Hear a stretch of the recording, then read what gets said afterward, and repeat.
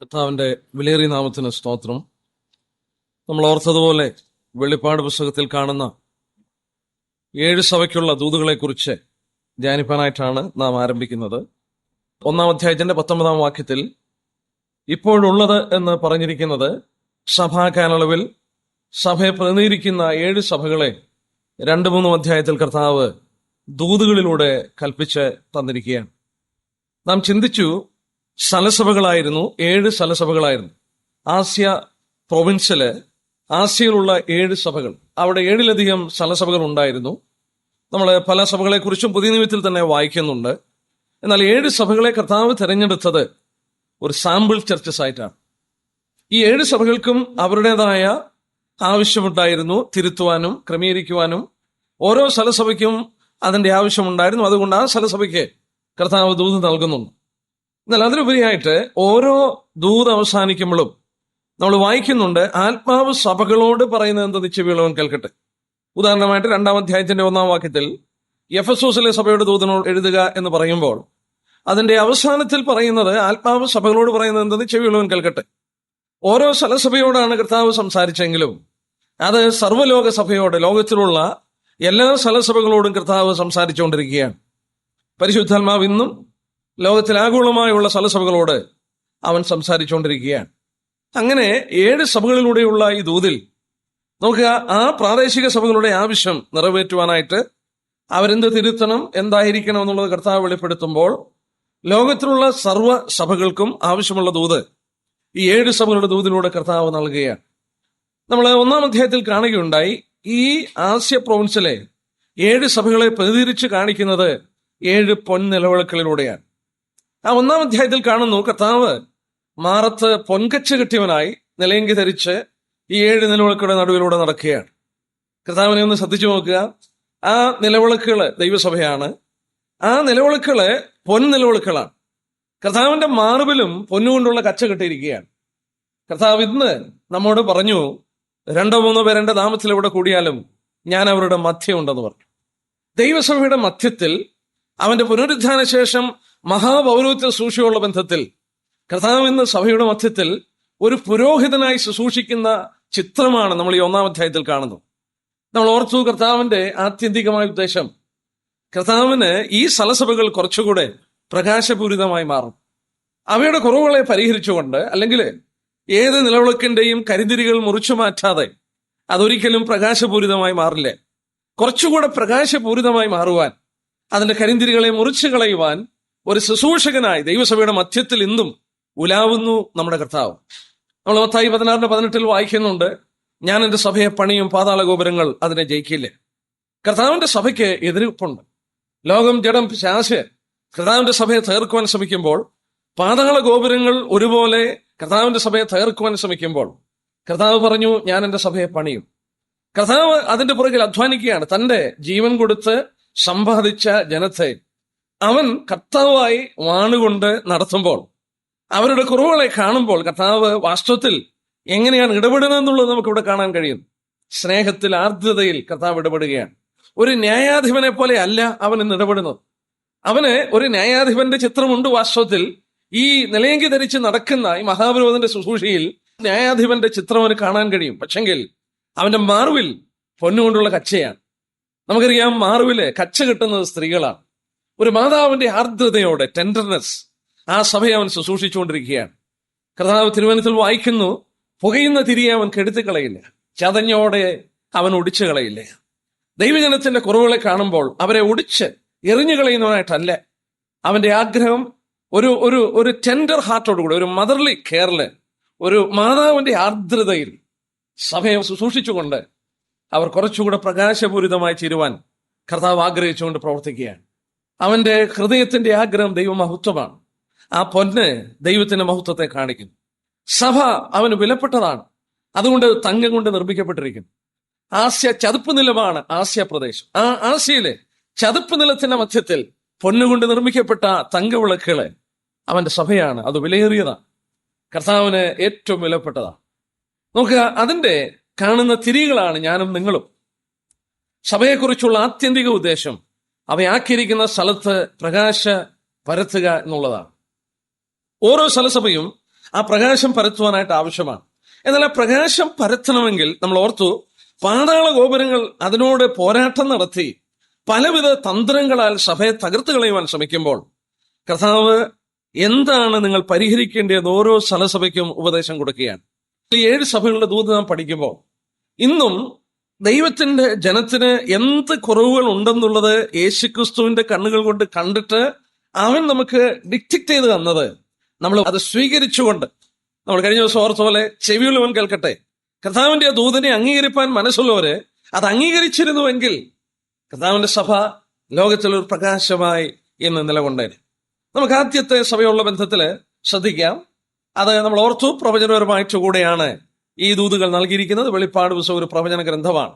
എഫെസോസ് തുടങ്ങി ലവോദിക്ക വരെ എന്ന് പറയുമ്പോൾ സഭയുടെ ആരംഭം തുടങ്ങി സഭയുടെ അവസാനം വരെ നമുക്ക് ഒരു പ്രോഗ്രസീവായിട്ട് സഭയിൽ കാണപ്പെടുന്ന ചരിത്രത്തോടുള്ള ബന്ധത്തിലും ഇത് നമുക്ക് തുലനം ചെയ്ത് പഠിക്കാം.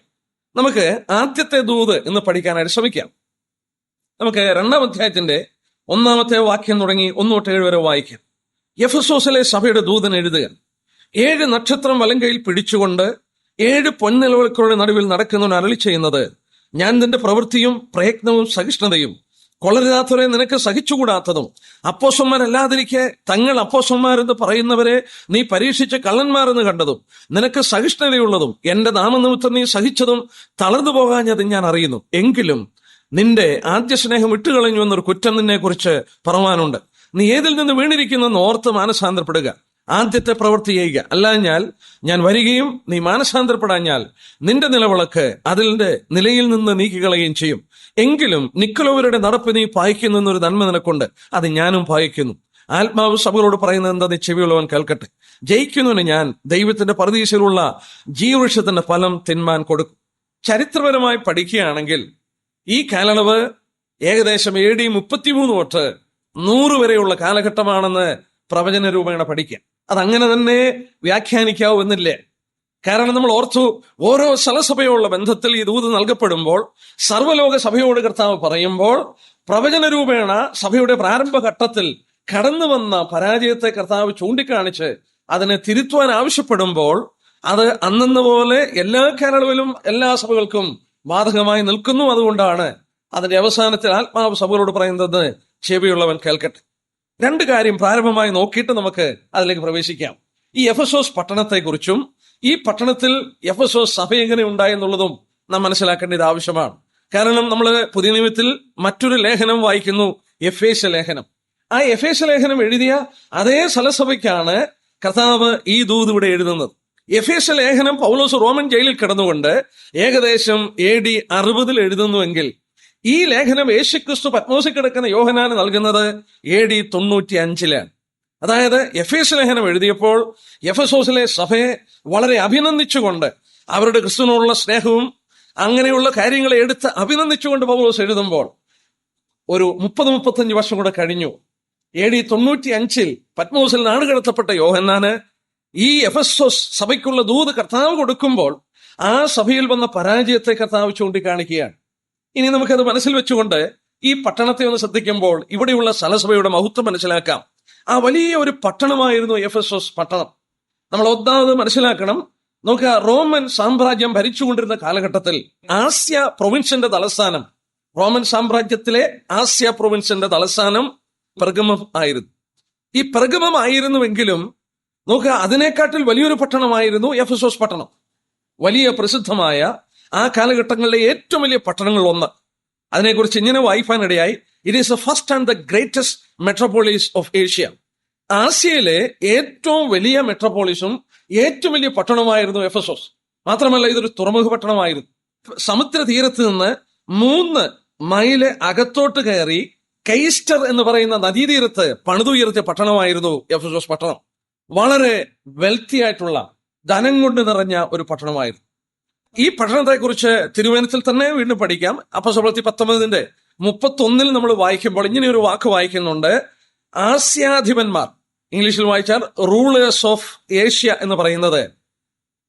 ഈ ഭാഗം വാസ്തവത്തിൽ റോമൻ ആധിപത്യത്തിലായിരുന്നെങ്കിലും സ്വാതന്ത്ര്യം കൽപ്പിച്ചിരുന്നു. ദേ വർ സെൽഫ് ഗവേണിംഗ് സിറ്റി.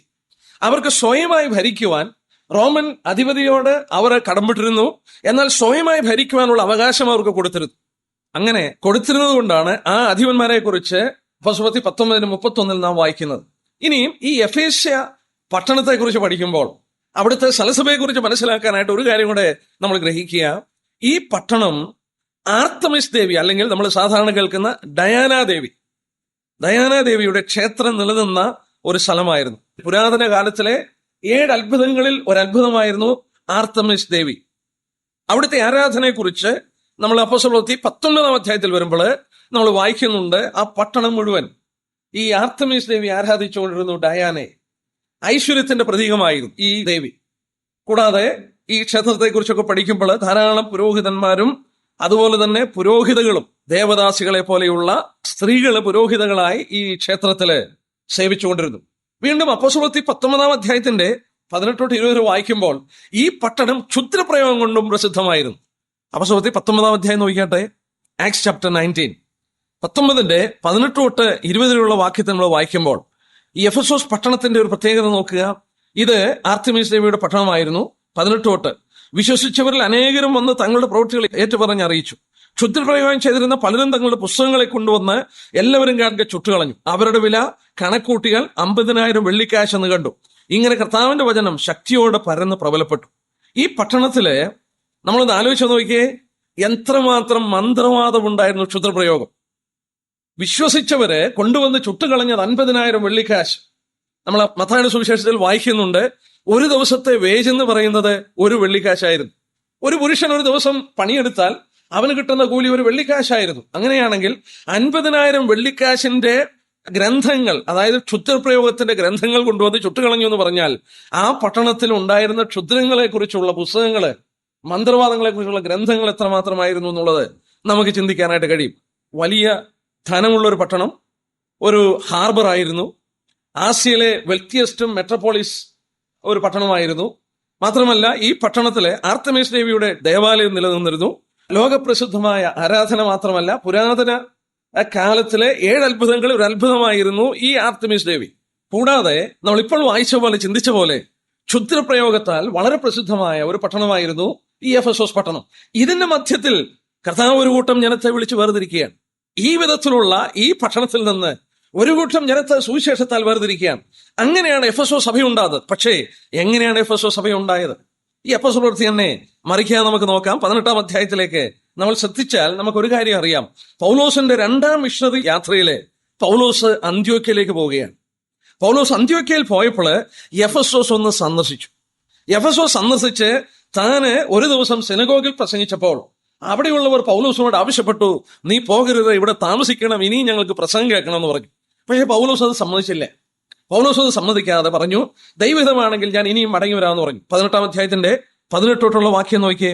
പൗലോസ് പിന്നെയും കുറെ നാൾ പാർത്ത ശേഷം സൗർമാരെ യാത്ര പറഞ്ഞിട്ട് തനിക്കൊരു നേർച്ച ഉണ്ടായിരുന്നതിനാൽ ക്രങ്ക്രയിൽ വെച്ച് തല ക്ഷൗരം ചെയ്തിട്ട് പ്രിസ്കില്ലയും അക്വിലാവിനെയും കൂട്ടി കപ്പൽ കയറി സുറിയയിലേക്ക് പുറപ്പെട്ട് എഫെസോസിലെത്തി.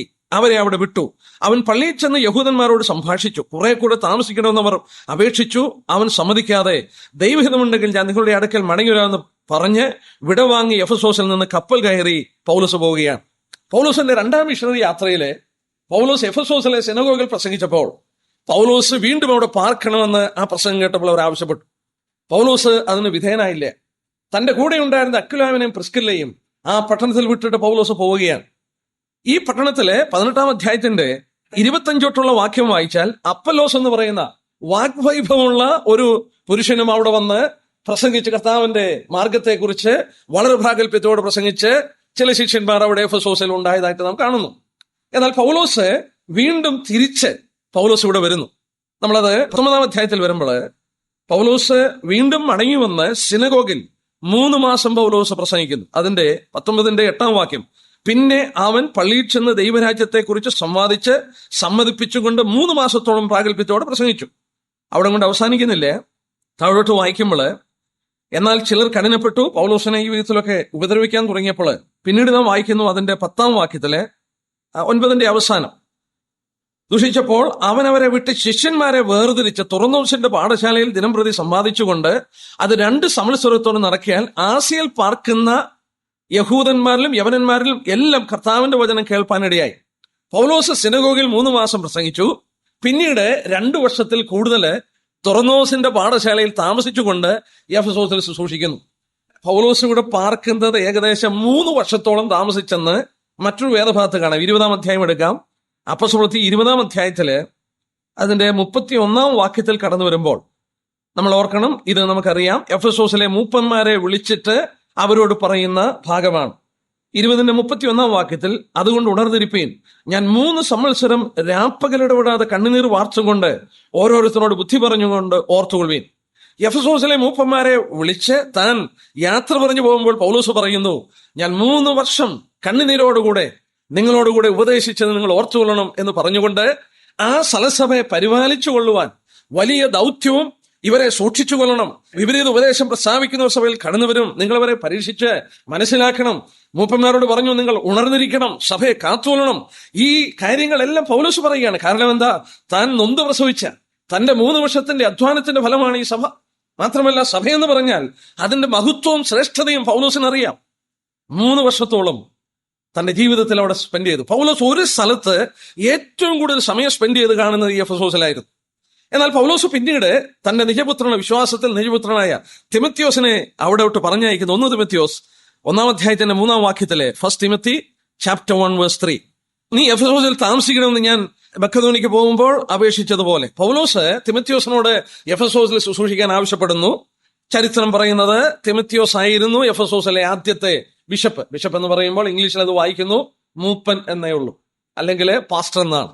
ബിഷപ്പ് എന്നുള്ള പദം ഇംഗ്ലീഷ് നമ്മൾ വായിക്കുന്നു, he was the first bishop of Ephesus. എഫെസോസിലെ ആദ്യത്തെ ബിഷപ്പായിട്ട് തിമത്യോസിനെ അവിടെ കാണുമ്പോൾ അദ്ദേഹമായിരുന്നു ആദ്യത്തെ ആ സഭയുടെ മൂപ്പൻ എന്ന് കാണാൻ സാധിക്കുന്നു. പിന്നീട് നമ്മൾ വീണ്ടും വായിക്കുമ്പോൾ ചരിത്രവും പറയുന്നുണ്ട്, യോഹന്നാൻ അപ്പോസ്തലൻ ഈ സഭയുടെ ഒരു ലീഡിംഗ് ഫിഗർ ആയിരുന്നു എന്ന് മനസ്സിലാക്കാൻ സാധിക്കുന്നു. കർത്താവിന്റെ മാതാവായ മറിയെ കൂട്ടിക്കൊണ്ട് ഈ എഫെസോസിൽ വന്ന് മറിയ അവിടെ മരിച്ചു അടക്കപ്പെട്ടുവെന്ന് ചരിത്രം പറയുന്നു. അതായാലും ബൈബിളിൽ അതിന് തെളിവ് കാണുന്നില്ല. ഒരു കാര്യം പറയാൻ വേണ്ടിയാണ് ഞാനത് ഇത്രയും ചരിത്രം എടുത്ത് പറഞ്ഞത്. ഈ സലസഭ എങ്ങനെയുണ്ടായി? ഈ പട്ടണം നമ്മളൊന്ന് ആലോചിച്ച് നോക്കിയേ. ക്ഷുദ്രപ്രയോഗങ്ങൾ കൊണ്ടും ലോകത്തിന്റെ മഹത്വങ്ങൾ കൊണ്ടും നിറഞ്ഞു നിന്ന ഈ പട്ടണത്തിൽ ദൈവത്തിന്റെ ആത്മാവിന്റെ പ്രവർത്തനം, ഒരു ദൈവദാസൻ തന്നെ അവിടെ സമയം ചെലവഴിച്ച് അധ്വാനിച്ചതിന് ഫലമായി ചില വിശ്വാസികൾ നമ്മളിവിടെ വായിക്കുന്നു, അവിടെയുണ്ട് ദൈവജനം പരന്ന്, അവിടെ ഉള്ളവരൊക്കെ ദൈവജനം കേട്ടിട്ട് അവിടെ പൗലോസിനോട് എതിർക്കുന്നവരും അനുസരിക്കുന്നവരും വന്നപ്പോൾ അനുസരിക്കുന്നവരെ വേർതിരിച്ചുകൊണ്ട് തുറന്നോസിന്റെ പാഠശാലയിലേക്ക് കൊണ്ടുവന്ന് അവിടെ ഏകദേശം 2 വർഷത്തോളം 2-3 വർഷത്തോളം താമസിച്ച് അവരെ പഠിപ്പിച്ച്, ദൈവവചനം പഠിപ്പിച്ച് വീണ്ടും ആ പഠനം തുടർന്നു പോകുവാൻ തിമത്യോസിനെ അവിടെ ആക്കി.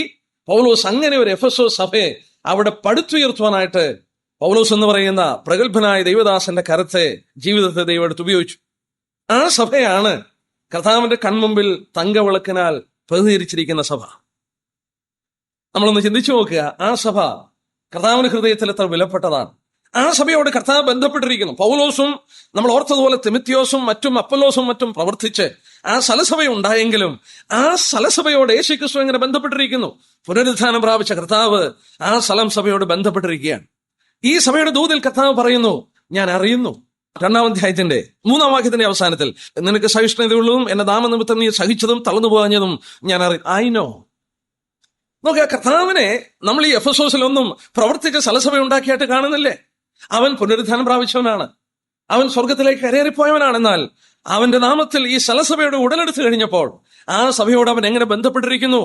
അവരുടെ കഷ്ടങ്ങൾ, അവരുടെ ബുദ്ധിമുട്ടുകൾ, അവരനുഭവിക്കുന്ന വൈഷമ്യങ്ങള്, അവർ അഭിമുഖീകരിക്കുന്ന പ്രശ്നങ്ങള്, സലസഭയുടെ പ്രശ്നങ്ങള്, അവരുടെ മധ്യത്തിൽ വിപരീത ഉപദേശമായിട്ട് കടന്നു വന്നവരെ കുറിച്ച് അവർ ശ്രദ്ധിച്ചത്, ഇതെല്ലാം കർത്താവ് പറയുന്നു, ഞാൻ അറിയുന്നു. അതേ കർത്താവാണ് ഈ സലസഭയുടെയും കർത്താവായി നിൽക്കുന്നത്. ലോകത്തിലുള്ള ഓരോ സലസഭയോടും ആ സലസഭ കർത്താവിനോട് എങ്ങനെ ബന്ധപ്പെട്ടിരിക്കുന്നു? അവൻ അതിന്റെ സകല ചേഷ്ടകളും അവിടെ നടക്കുന്ന സകലതും കർത്താവ് അറിയുന്നു. ഹീനോസ്, ഞാൻ അറിയുന്നു. ആ സലസഭയോട് കർത്താവ് ബന്ധപ്പെട്ടിരിക്കുന്നു. നമ്മുടെ സലസഭയോട് കർത്താവ് അതേ വിധത്തിൽ ബന്ധപ്പെട്ടിരിക്കുന്നു എന്ന് മാത്രമല്ല, അവരുടെ കുറവുകളെ പരിഹരിപ്പാൻ ഒരു ന്യായാധിപനായിട്ടല്ല, ആർദ്രതയുള്ള ഒരു മാതാവിനെ പോലെ മാറത്ത് കച്ചുകെട്ടിയവനായി ദൈവമഹത്വം കൊണ്ട് ഹൃദയം നിറഞ്ഞിട്ട് ആ മഹത്വം അവരിൽ നിന്ന് പ്രതിഫലിപ്പിക്കുവാൻ ആഗ്രഹിച്ചുകൊണ്ട് അവരുടെ മധ്യത്തിൽ കർത്താവ് നടക്കുകയാണ്, ഉലാവുകയാണ്. എത്ര മഹത്വപൂർണമായ ചിന്തയാണ് സഭയെക്കുറിച്ച് ഇവിടെ നമുക്ക് കാണാൻ സാധിക്കും. പല ദൈവദാസന്മാരോട് പ്രവർത്തിച്ചു. പൗലോസ് പ്രവർത്തിച്ചു, അപ്പൊല്ലോസ് പ്രവർത്തിച്ചു, തിമോഥെയോസ് പ്രവർത്തിച്ചു, പിന്നീട് യോഹന്നാന്റെ ശുശ്രൂഷ ലഭിച്ചു. പല ദൈവദാസന്മാർ ശുശ്രൂഷിച്ചു. പൗലോസ് മറ്റൊരു ഭാഗത്ത് പറഞ്ഞ പോലെ, ഞാൻ നട്ടു, അപ്പൊല്ലോസ് നനച്ചു, ദൈവം വളരുമാറാക്കി. ഓരോരുത്തർ അവനവന്റെ പ്രവർത്തിക്കനുസരിച്ച് പ്രതിഫലം കർത്താവ് കൊടുക്കും. ദൈവത്തിന്റെ ദാസന്മാരെ വിവിധ രീതിയിൽ ദൈവം ഉപയോഗിക്കുമ്പോൾ അവരുടെ ശുശ്രൂഷയ്ക്ക് അനുസരിച്ച് കർത്താവ് പ്രതിഫലങ്ങൾ കൊടുത്തുകൊണ്ടിരിക്കും. ഇനി നമുക്ക് ഈ വിഷയത്തോടുള്ള ബന്ധത്തിൽ ശ്രദ്ധിച്ചു നോക്കുക. നമ്മൾ ഓർത്തതുപോലെ എഫേസ്യ ലേഖനം എഴുതുന്നത് പൗലോസ് റോമൻ ജയിലിൽ കിടന്നുകൊണ്ട് AD 60 ഒരു 35 വർഷം കൂടെ കഴിഞ്ഞു. AD 95 പത്മോസിൽ നാടുകടത്തപ്പെട്ട യോഹന്നാന് ഈ സലസഭയോടുള്ള ബന്ധത്തിൽ കർത്താവ് ദൂതുകൾ കൊടുക്കുകയാണ്. ആദ്യമായിട്ട് ശ്രദ്ധിച്ചു നോക്കുക, ഈ 7 സഭയ്ക്കുള്ള ദൂതുകളെ കുറിച്ച് പഠിക്കുമ്പോൾ ആ 7 സഭയുടെ പേരുകൾക്കും പ്രാധാന്യതയുണ്ട്. എഫെസോസ് എന്ന വാക്കിന്റെ അർത്ഥം ബിലവഡ് ഓർ റിലാക്സേഷൻ എന്നുള്ള അർത്ഥവും വരുന്നുണ്ടെന്നാണ്. എന്ന് പറഞ്ഞാൽ പ്രിയ. എഫീമി എന്ന് പറയുന്ന ധാതുവിൽ നിന്ന് ഈ എഫെസോസ് എന്ന വാക്ക് വന്നിരിക്കുന്നത് അയഞ്ഞു പോകുന്നു, റിലാക്സേഷൻ. എന്നാൽ അത് ബിലവഡ് എന്നുള്ള അതിന്റെ അർത്ഥം ബിലവഡ് എന്നും വരുന്നുണ്ട്. കർത്താവിന് വളരെ വിലപ്പെട്ട പ്രിയ ആണ് ഈ സലസഭ.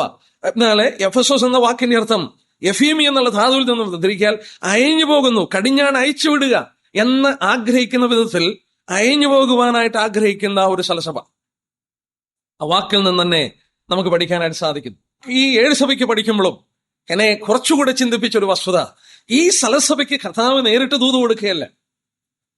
ഒന്ന് ശ്രദ്ധിച്ചു നോക്കിയേ, എഫെസോസിന്റെ സഭയുടെ ദൂതൻ എഴുതുക. കഴിഞ്ഞ ദിവസം നമ്മളത് പഠിക്കുകയുണ്ടായി. ഈ ദൂതൻ എന്ന് പറഞ്ഞാൽ ദൂതുവാഹിയാണ്, നമ്മളത് ഓർത്തു.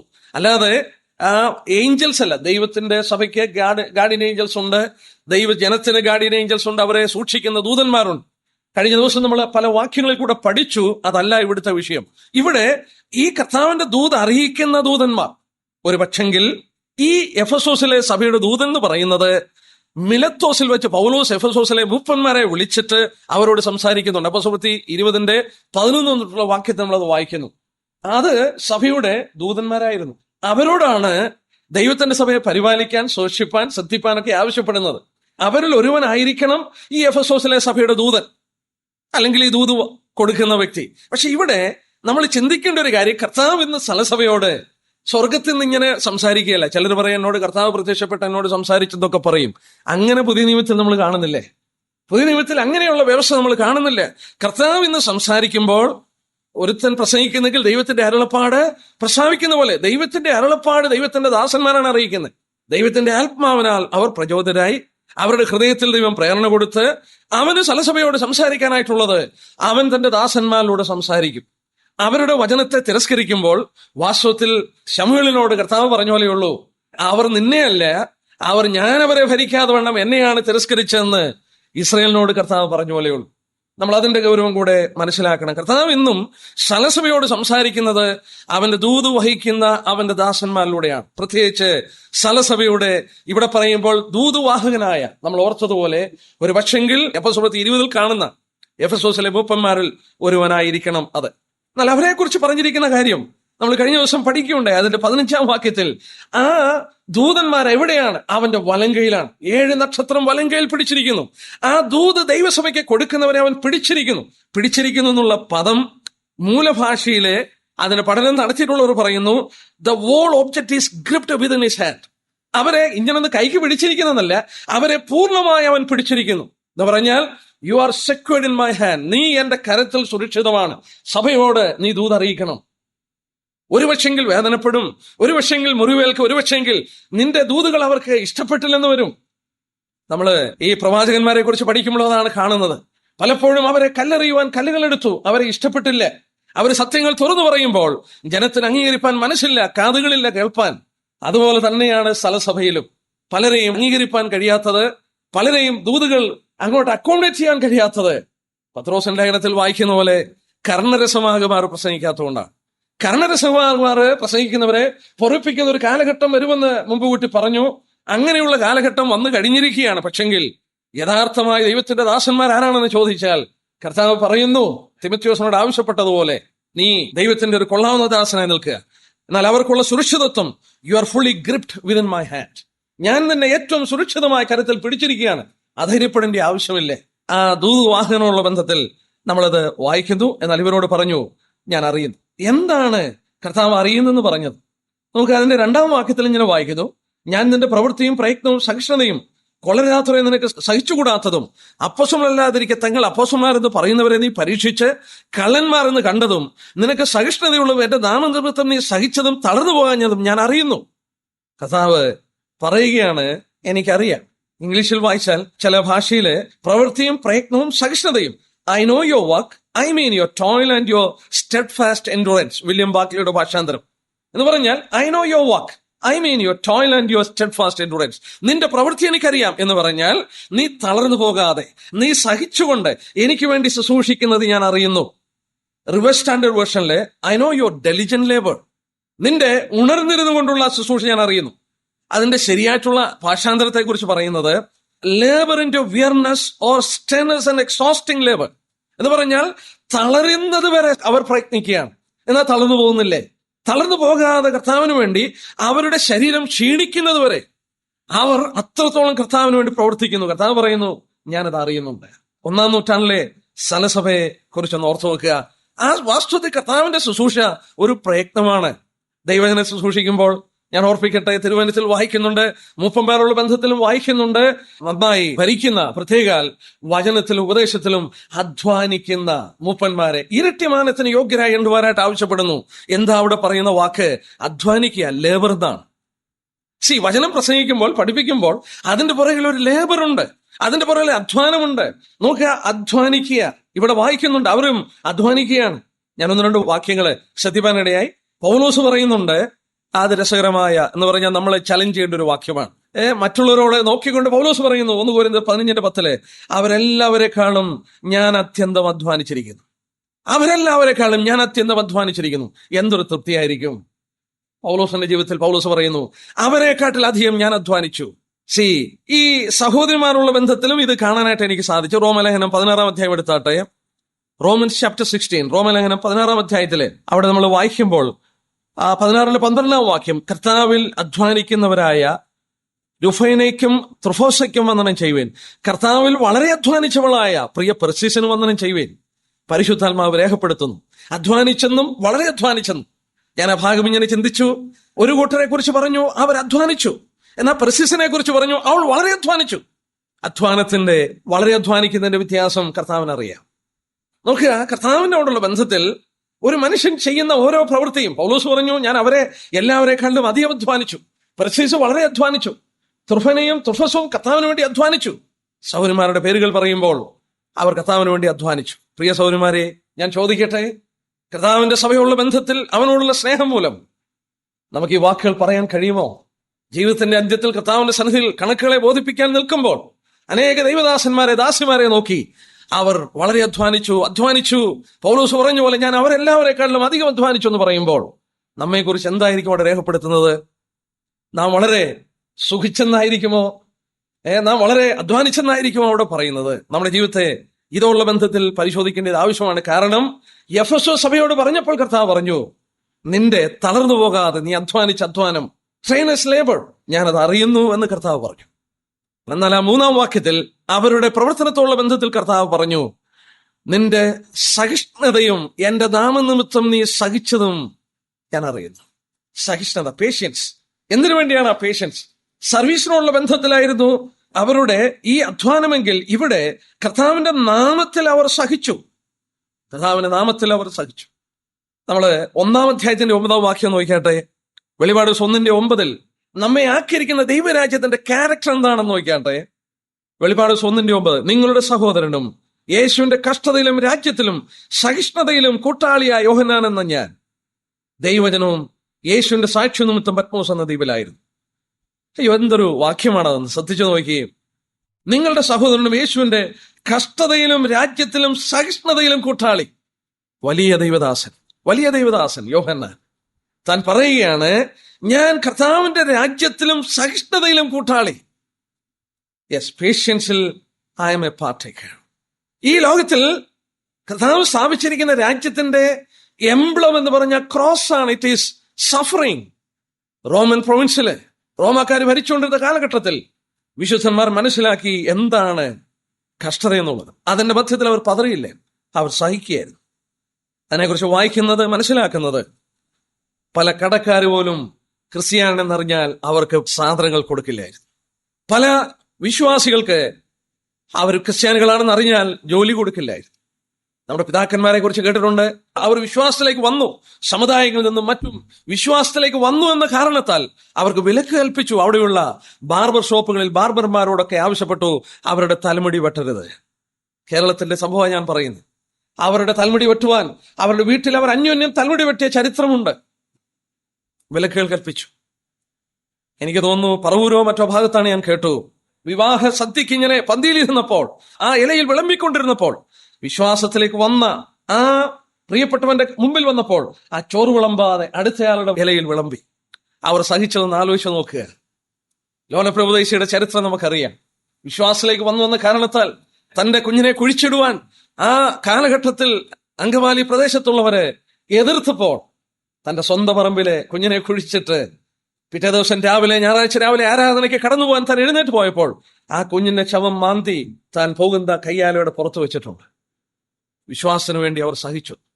നമ്മുടെ പിതാക്കന്മാർ പലരും വീതം കിട്ടാതെ അടികളേറ്റ് കഷ്ടതകൾ സഹിച്ച് അനേക സഹോദരന്മാരൊക്കെ എനിക്കറിയാം, ഛേത്രികൾ പോലും ഞാൻ കേട്ടിട്ടുണ്ട്, കഷ്ടതകൾ സഹിച്ച് അവർ വിശ്വാസത്തിലേക്ക് വന്ന ഒരു കാലഘട്ടം. റോമൻ സാമ്രാജ്യത്തിൽ വിശുദ്ധന്മാർ അവരനുഭവിച്ച കഷ്ടതകൾ യോഹന്നാൻ പറയുന്നു, ഞാനും അതിന്റെ ഒരു കൂട്ടാളിയാണ്, രാജ്യത്തിലും സഹിഷ്ണുതയിലും കൂട്ടാളിയാണ്. ഇതൊക്കെ നമ്മൾ വാസ്തവത്തിൽ ഞാൻ എന്റെ വിശ്വാസ ജീവിതത്തിന്റെ ആരംഭ കാലഘട്ടത്തിൽ റിച്ചാർഡ് ഉർബൻ എഴുതിയ ടോർച്ചർ ഫോർ ക്രൈസ്റ്റ് എന്നുള്ള ജീവിക്കുന്ന രക്തസാക്ഷികൾ എന്നുള്ള ബുക്ക് ഞാൻ ആരംഭഘട്ടത്തിൽ വായിച്ചപ്പോൾ എനിക്ക് തോന്നി ഞാൻ സ്വർഗത്തിൽ ജീവിക്കുകയാണെന്ന്. നമുക്കിന്ന് എന്തിന്റെ പ്രശ്നമാണ്? നമുക്കിന്ന് ഒന്നിന്റെ പ്രശ്നമില്ലേ? നമ്മൾ എന്തിനു സഹിക്കുന്നു? ഒന്നും സഹിക്കുന്നില്ലേ? എത്രയോ വില കൊടുത്താണ് കമ്മ്യൂണിസ്റ്റ് രാജ്യങ്ങളിലും ആദിമ നൂറ്റാണ്ടിലെ വിശുദ്ധന്മാരും വിശ്വാസത്തിന് വേണ്ടി ആദ്യം വേർതിരിഞ്ഞ വിശുദ്ധന്മാരൊക്കെ അവരനുഭവിച്ച കഷ്ടങ്ങളും പ്രയാസങ്ങളും ഒക്കെ എത്രയാണ്. കർത്താവ് ഇവിടെ പറയുന്നു, ഞാനത് അറിയുന്നു. യോഹന്നാൻ 15:18 ഇങ്ങനെ പറഞ്ഞു, ഞാൻ നിങ്ങളെ ലോകത്തിൽ നിന്ന് തിരഞ്ഞെടുത്തത് കൊണ്ട് ലോകം നിങ്ങളെ പകയ്ക്കും. 17:17 ഞാൻ ലൗകികനല്ലാത്ത പോലെ അവരും ലൗകികന്മാരല്ല. They are not of this world. അവരെ ഞാൻ തിരഞ്ഞെടുത്തു, നിങ്ങളെ ലോകത്തിൽ നിന്ന് തിരഞ്ഞെടുത്തുകൊണ്ട് ലോകം നിങ്ങളെ പകയ്ക്കും എന്ന് പറയുന്നു. എന്നാൽ അവരെ കർത്താവ് എത്രയോ സ്നേഹിച്ചു, അറിയുന്നു, അവരെ ആദരിക്കുന്ന ഒരു ദിവസമുണ്ടെന്നുള്ളതും പ്രത്യേകം ഓർക്കുക. എന്നാൽ ഇവരെ കുറിച്ച് വീണ്ടും പറഞ്ഞു, കൊള്ളരുതാത്തവരെ നിനക്ക് സഹിച്ചുകൂടാത്ത, കൊള്ളരുതാത്തവരെ സഹിച്ചുകൂടാ. നമ്മളറിയാം, അപ്പോസ്തലപ്രവൃത്തി 20:29 എഫെസോസിലെ മൂപ്പന്മാരോട് പൗലോസ് പറഞ്ഞിരുന്നു, ആടുകളുടെ വേഷം കൊണ്ട് ചെന്നായ്ക്കൾ സഭയ്ക്കുള്ളിൽ കടക്കും, സൂക്ഷിച്ചുകൊള്ളുക എന്ന് പറഞ്ഞു. അവർ കടന്നു വന്നപ്പോൾ ആദിമ കാലഘട്ടത്തിൽ വാസ്തവത്തിൽ ഇവർക്ക് തിരിച്ചറിയുവാനായിട്ട് കഴിഞ്ഞു. അതായത് യഹൂദന്മാരുടെ പ്രമാണം അനുസരിക്കണമെന്ന് പറഞ്ഞുകൊണ്ട് വിശുദ്ധന്മാരുടെ മധ്യത്തിൽ ഉപദേശമായിട്ട് കടന്നു വന്നവരെ അവർ തിരിച്ചറിഞ്ഞു. ക്രിസ്ത്യൻ ലിബർട്ടി, ജഡത്തിന്റെ അവസരങ്ങൾക്ക് വേണ്ടി ആ ശരീരത്തെ കൊടുക്കാം സ്വാതന്ത്ര്യമുണ്ടെന്ന് പഠിപ്പിച്ചപ്പോൾ അതവർക്ക് തിരിച്ചറിയാൻ കഴിഞ്ഞു. ഇവിടെ പറയുന്നു, കൊള്ളരുതാത്തവരെ നിനക്ക് സഹിച്ചുകൂടാത്തതും ഞാൻ അറിയുന്നു എന്ന് പറയുകയുണ്ടായി. ശ്രദ്ധിക്കുകയാണെങ്കിൽ നാം ഇങ്ങനെ പരീക്ഷിക്കണമെന്നുള്ളത് തിരുവചനത്തിന്റെ ഉപദേശമാണ്. എല്ലാ ആത്മാക്കളെയും വിശ്വസിക്കരുത്. 1 കൊരിന്ത്യർ 14:29 പ്രസംഗിക്കുമ്പോൾ തന്നെ മറ്റുള്ളവർ വിവേചിക്കുകയും ചെയ്യട്ടെ. 1 തെസ്സലോനിക്കർ 5:21 സകലവും ശോധന ചെയ്ത് നല്ലത് മുറുകെ പിടിക്കുക. 1 യോഹന്നാൻ 4:13 എല്ലാം വിശ്വസിക്കരുത്, എല്ലാ ആത്മാക്കളെയും വിശ്വസിക്കരുത്.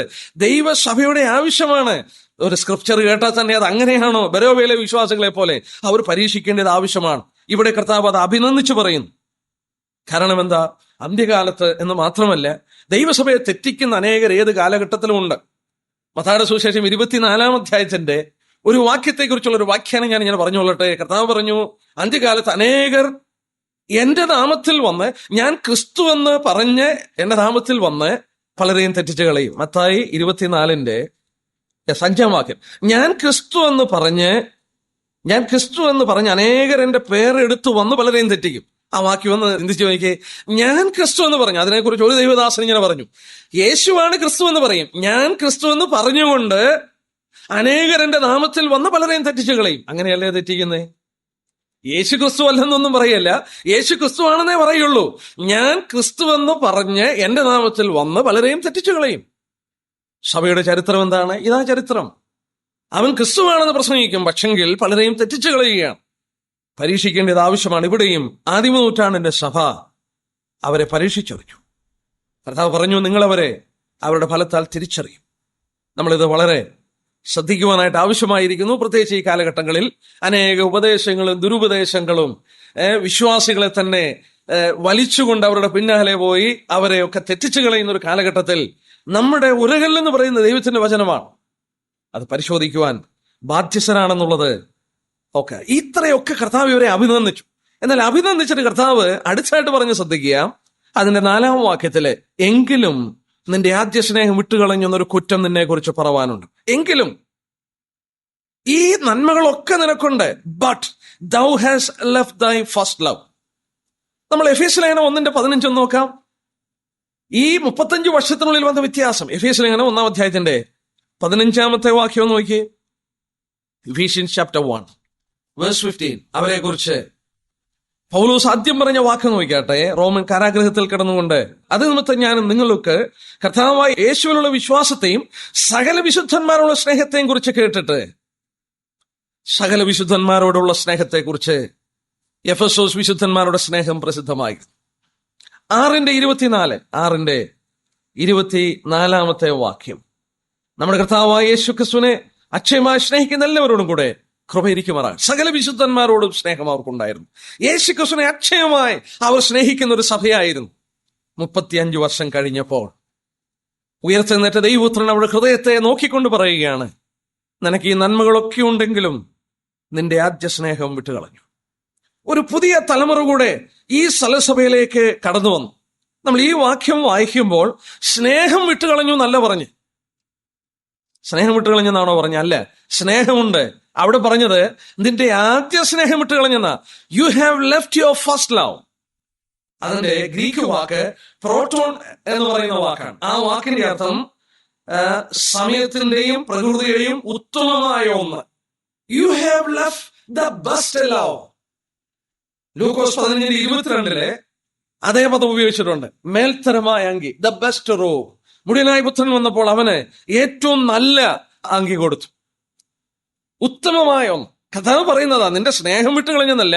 യേശുക്രിസ്തുവിനെ സ്നേഹിക്കായിരുന്നെങ്കിൽ കർത്താവിന് വേണ്ടി ഇവർ അധ്വാനിക്കുമോ? കർത്താവിന് വേണ്ടി ഇവർ സഹിക്കുമോ? അതൊന്നും ചെയ്യില്ലേ. ഈ ഉപദേശങ്ങളൊക്കെ സൂക്ഷിക്കുന്നുണ്ട് അവര്. പക്ഷെങ്കില് കർത്താവ് പറഞ്ഞത്, U have left the quality of your love. Honeymoon കാലഘട്ടത്തിൽ ഉള്ള സ്നേഹം എന്ന് പറഞ്ഞാൽ ആ ഊഷ്മളവുള്ള സ്നേഹമാണ്. ആ സ്നേഹത്തിന്റെ ഔന്നത്യത്തിൽ നിന്ന് സഭ ഒരല്പം താണുപോയി. പക്ഷെ കർത്താവിന് ഇതങ്ങോട്ട് സഹിക്കാൻ കഴിയുന്നില്ലേ? ഇതെന്താ ഇത്ര വലിയ ഗൗരവമായിട്ട് പറയാൻ കാരണം? ഇത്ര വലിയ ഒരു കുറ്റമായിട്ട് ഇത് പറയുവാൻ കാരണം എന്താണെന്നറിയാം? നമ്മള് ദൈവവചനം പഠിച്ചു നോക്കിയാൽ ഒരു സത്യം വളരെ ഗൗരവമായി ഇന്ന് ചിന്തിക്കേണ്ട ആവശ്യമാണ്.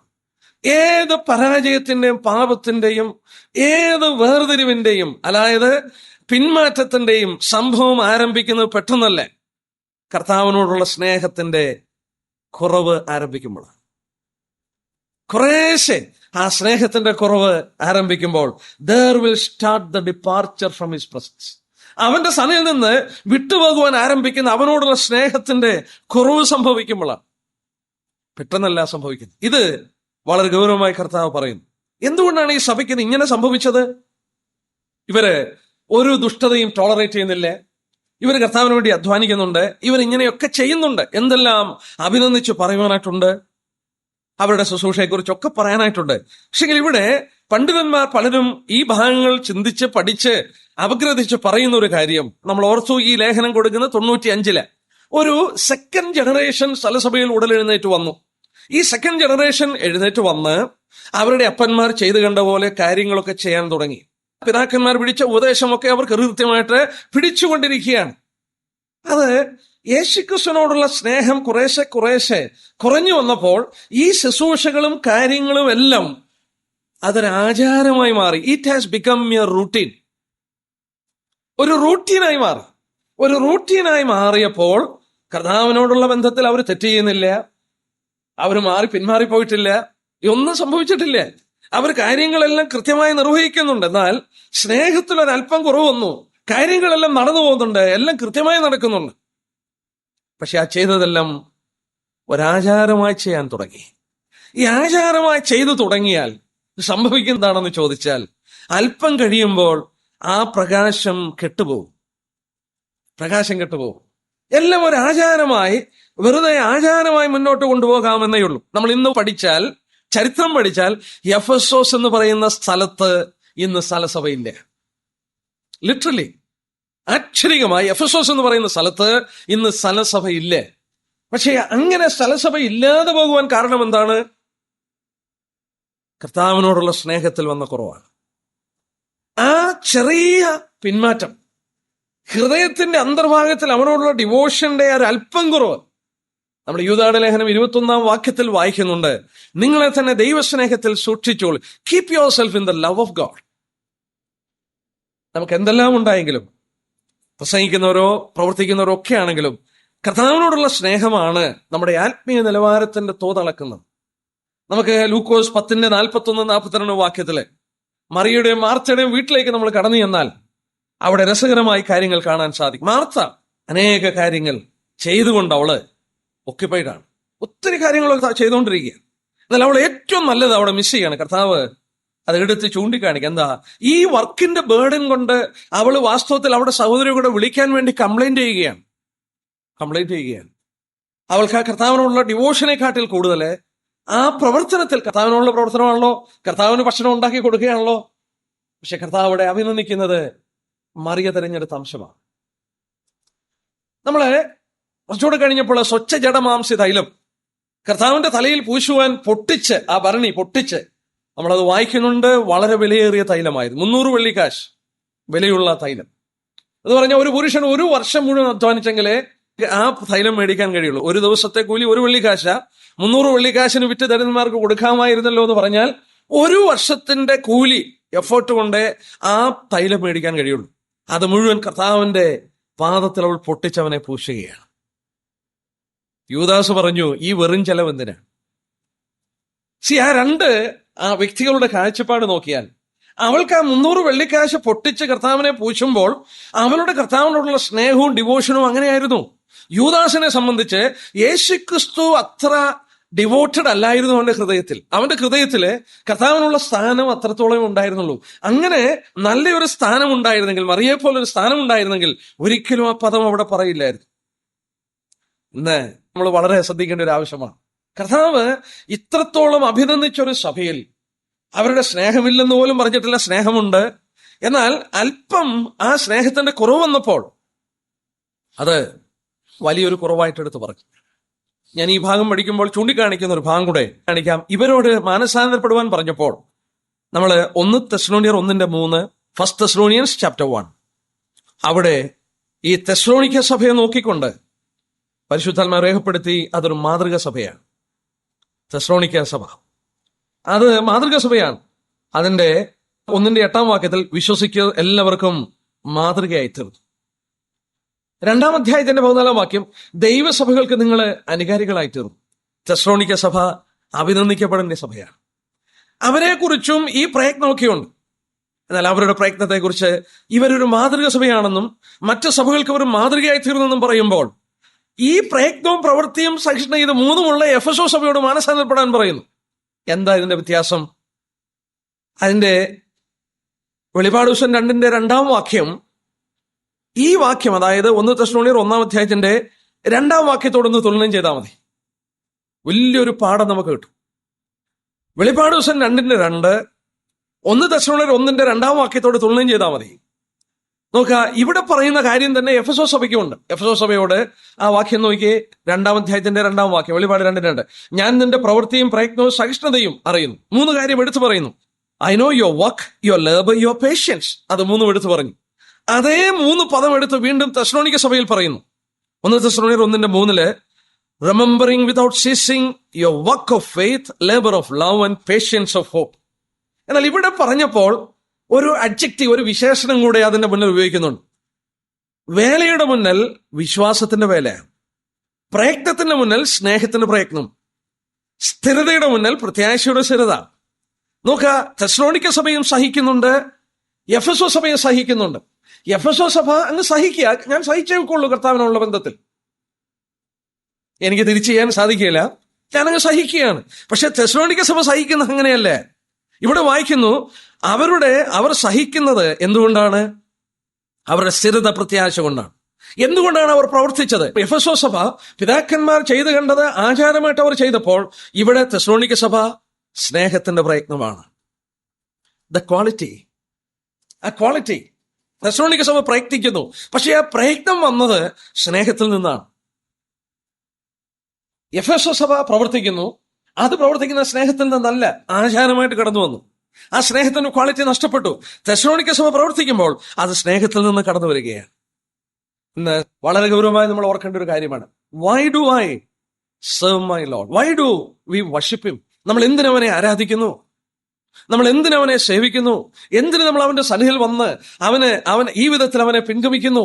നമ്മുടെ ഹൃദയത്തിന്റെ നിലവാരം നമ്മൾ നോക്കുക. ഈ എഫെസോ സഭയെ കുറിച്ച് നോക്കിയപ്പോൾ അവർക്ക് അഭിനന്ദിക്കപ്പെടുവാൻ എന്തെല്ലാമുണ്ട്. സഹിഷ്ണുതയുണ്ട്, പ്രയത്നമുണ്ട്, പ്രവൃത്തിയുണ്ട്, കൊള്ളരാത്തവരെ പരീക്ഷിച്ചറിയുന്നുണ്ട്, ഇതെല്ലാം ഉണ്ട്. പക്ഷെങ്കിൽ ആ സഭയോട് മാനസാന്തരപ്പെടുവാൻ പറയുമ്പോൾ അവരുടെ ഹൃദയത്തിന്റെ ഡിവോഷൻ കർത്താവിന് കാണാൻ കഴിയും.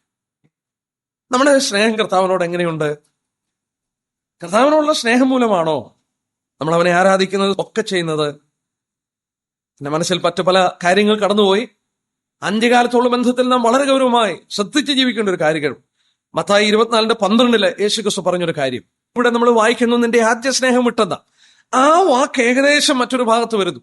മത്തായി 24:12 അധർമ്മം പെരുകുന്നത് കൊണ്ട് അനേകരുടെ സ്നേഹം തണുത്തുപോകും. സ്നേഹം ഇല്ലെന്നല്ല, സ്നേഹം തണുക്കും എന്ന് പറഞ്ഞാൽ love of many would wax cold. Wax cold. അനേകരുടെ സ്നേഹം അത് it will become wax cold. അത് തണുത്തുപോകും. അന്ത്യകാലത്തുള്ള ബന്ധത്തിൽ പറഞ്ഞിരിക്കുകയാണ്. എന്തുകൊണ്ടാ തണുത്തു എന്ന് പറഞ്ഞേ? ശരിക്കും പറഞ്ഞാൽ ഞാൻ ഈ ഭാഗവുമായിട്ട് കുറച്ചേറെ നേരം ഇരുന്നപ്പോൾ എനിക്ക് മനസ്സിലാക്കാൻ സാധിച്ചു, അധർമ്മം പെരുകുന്നത് കൊണ്ട് അനേകരുടെ സ്നേഹം നടക്കും. ലോകത്തിൽ അധർമ്മം പെരുകിയാൽ ദൈവസഭയുടെ സ്നേഹം നടക്കേണ്ട ആവശ്യമില്ലേ? അധർമ്മം എന്ന വാക്ക് 1 തിമോഥെയോസ് 1:8, 2 പത്രോസ് 2:7, 2 തിമോഥെയോസ് 2:8 ഇവിടെ എല്ലാം പറയും. അത് ഗ്രീക്കിൽ അനോമോസ് എന്ന പദം വിതൗട്ട് ലോ എന്നാണ്, പ്രമാണമില്ലാതെ എന്ന് പറഞ്ഞാൽ അന്ത്യകാലത്തുള്ള ബന്ധത്തിൽ വരുമ്പോൾ പ്രമാണമില്ലാതെ വരുന്നതിന്റെ ഫലമായി അനേകരുടെ സ്നേഹം തണുക്കും. കർത്താവിന്റെ ഉപദേശങ്ങൾക്കൊന്നും അത്ര പ്രാധാന്യത കൊടുക്കാതെ വരുമ്പോൾ അനേകരുടെ സ്നേഹം തണുക്കും. അധർമ്മം, അനോമോസ്, വിതൗട്ട് ലോ. എഫെസോ സഭയെ കുറിച്ച് പറഞ്ഞ പോലെ എഫീമി എന്ന പദത്തിൽ നിന്ന് അയയുക, റിലാക്സേഷൻ, ഇതെല്ലാം ഒന്ന് വിട്ടുകൊടുക്കുക. ഒരു കാലഘട്ടത്തിൽ നമ്മുടെ പിതാക്കന്മാരെ നോക്കി ലോകം വിളിച്ചു ബ്രദറൻസ്. നമ്മുടെ ചരിത്രം എഴുതിയിട്ടുള്ള ഗ്രന്ഥങ്ങൾ എന്റെ കയ്യിലുണ്ട്. ആ ഗ്രന്ഥങ്ങൾ എഴുതിയിരിക്കുന്നത് ബ്രദറൻസ് എന്ന് എഴുതിയിട്ട് ബ്രാക്കറ്റിൽ കൊടുത്തിരിക്കുന്നു, സോ കോൾഡ്, അങ്ങനെ വിളിക്കപ്പെട്ടവർ. അവരുടെ സ്നേഹം, അവരൊന്നായിരുന്നു.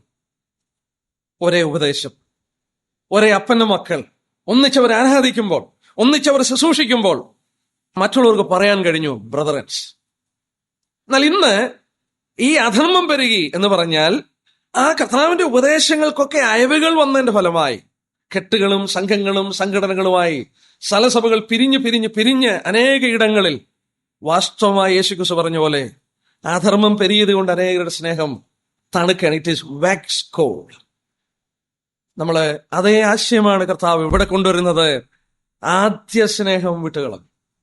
ഞാനത് കൂടുതലായിട്ട് എക്സ്പോസ് ചെയ്യുന്നില്ല, ചിന്തിച്ചാൽ മതി.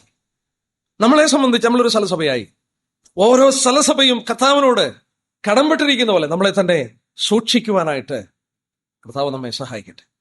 കർത്താവ് ആദ്യ സ്നേഹത്തിൽ നിന്ന് ഒട്ടും കുറച്ച് സ്നേഹിച്ചാൽ അവനൊരിക്കലും തൃപ്തനാകത്തില്ല. ഇസ്രായേലിനുള്ള ബന്ധത്തിൽ യെരമ്യാവ് 2:2 കർത്താവ് പറയുന്നുണ്ട്. ആ വാക്യം ഇങ്ങനെയാണ്: മരുഭൂമിയിൽ വിതയ്ക്കാതെ ദേശത്ത് തന്നെ നീ എന്നെ അനുഗമിച്ച് നടന്ന നിന്റെ യൗവനത്തിലെ ഭക്തിയും വിവാഹം നിശ്ചയിച്ച കാലത്തിലെ സ്നേഹവും ഞാൻ ഓർക്കുന്നു. വിവാഹം നിശ്ചയിച്ച കാലത്തിലെ സ്നേഹം, മരുഭൂമിയിൽ എന്നെ അനുഗമിച്ച് നടന്ന കാലത്തിലെ നിന്റെ ഭക്തി. കല്യാണമൊക്കെ നിശ്ചയിച്ചിരിക്കുന്ന സമയത്ത് ചെറുക്കനും പെണ്ണുമായിട്ട് എന്തൊരു സ്നേഹമായിരിക്കും. അന്നൊക്കെ അവർ തമ്മിൽ സംസാരിക്കുമ്പോൾ, അവർ പരസ്പരം കാണുമ്പോൾ എന്തൊരു ത്രില്ലായിരിക്കും. യഹൂദനെ നോക്കി പറയുകയാണ്, നിനക്ക് വിവാഹം നിശ്ചയിച്ച കാലത്തിലെ സ്നേഹം, നിന്റെ യൗവനത്തിലെ എന്നോടുള്ള ഭക്തി, മരുഭൂമിയിൽ നീ എന്നെ അനുഗമിച്ച് കിടന്നപ്പോൾ നിന്റെ ഭക്തിയും സ്നേഹമൊക്കെ ഞാൻ ഓർക്കുന്നു എന്ന് പറഞ്ഞാൽ അവരതൊക്കെ വിട്ടുകളഞ്ഞു. സഭയെ നോക്കിക്കൊണ്ടും പറഞ്ഞു, നിന്റെ ആദ്യ സ്നേഹം. അവൻ നമ്മളെ എത്രയോ ആഴമായി സ്നേഹിച്ചു, എത്ര ആഴമായി സ്നേഹിച്ചു. ഇന്നും നമ്മെ സ്നേഹിക്കുന്നു. നമ്മൾ 1-ാം അധ്യായത്തിൽ വായിക്കുന്നുണ്ടല്ലോ, 6-ാം വാക്യത്തിൽ നമ്മെ സ്നേഹിക്കുന്നവനും എന്ന് പറഞ്ഞാൽ നമ്മളെ സ്നേഹിച്ചവനെന്നല്ല, സ്റ്റിൽ ഹി ലവ്സ് us. ശിഷ്യന്മാരുള്ള ബന്ധത്തിൽ അവരെ അവസാനത്തോളം സ്നേഹിച്ചു. He loved them all through. കർത്താവിന്റെ സ്നേഹം അത് അളക്കുവാനായിട്ട് ബുദ്ധിമുട്ടാണ്. പ്രിയപ്പെട്ടവരെ, നമ്മൾ കർത്താവിനെ ആത്മാർത്ഥമായി ഇതുപോലെ സ്നേഹിക്കുകയാണെങ്കിൽ നമ്മുടെ ക്രിസ്ത്യൻ ലൈഫും ഒരു ത്രില്ലിംഗ് ആയിട്ട് തീരും. നമ്മള് ഉൽപ്പത്തി 29:20 യാക്കോബിനെ കുറിച്ച് വായിക്കുന്നുണ്ട്. അങ്ങനെ യാക്കോബ് റാഹേലിന് വേണ്ടി 7 സംവത്സരം സേവ് ചെയ്തു. അവൻ അവളെ സ്നേഹിക്കുകൊണ്ട് അത് അല്പകാലം പോലെ തോന്നി. 14 വർഷത്തോളം അവൻ റാഹേലിന് വേണ്ടി ശുശ്രൂഷിച്ചു. ഒരിടയനായി, ഒരാട്ടിടയനായി. എളുപ്പമുള്ള ജോലിയല്ലേ. ഒരാട്ടിടയനെ, ആടിനെ അഴിച്ച് ആ മരുഭൂമിയിലൊക്കെ നടന്ന് തീറ്റി മടങ്ങി വന്ന് 1 വർഷമല്ല, 2 വർഷമല്ല, 3 വർഷമല്ല, 10 വർഷമല്ല, 14 വർഷം റാഹേലിന് വേണ്ടി യാക്കോബ് ശുശ്രൂഷിച്ചു. ദൈവാത്മാവ് രേഖപ്പെടുത്തി. അവൻ അവളെ സ്നേഹിക്കൊണ്ട് അതവൻ അല്പകാലം പോലെ തോന്നി.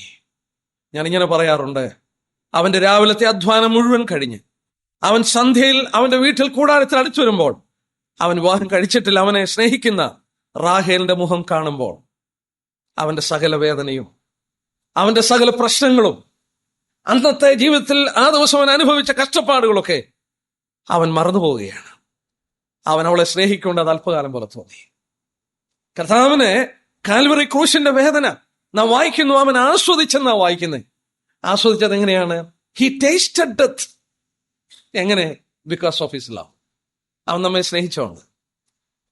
നമ്മെ സംബന്ധിച്ച് നമുക്ക് എന്തും സഹിക്കാം, എന്തും ചെയ്യാം, നമുക്ക് എന്തും സഹിക്കുക ഈ ലോകത്തിൽ നമുക്ക് പിൻഗമിക്കാം. അതൊക്കെ നമുക്ക് ആസ്വാദ്യകരമായി തീരും നമ്മുടെ കർത്താവിനെ നമ്മൾ ആത്മാർത്ഥമായി സ്നേഹിക്കുകയാണെങ്കിൽ. ആ സ്നേഹം നമ്മുടെ ഉള്ളിൽ എത്രത്തോളം ഉണ്ടെന്നുള്ളത് നമുക്ക് ഓർക്കാം.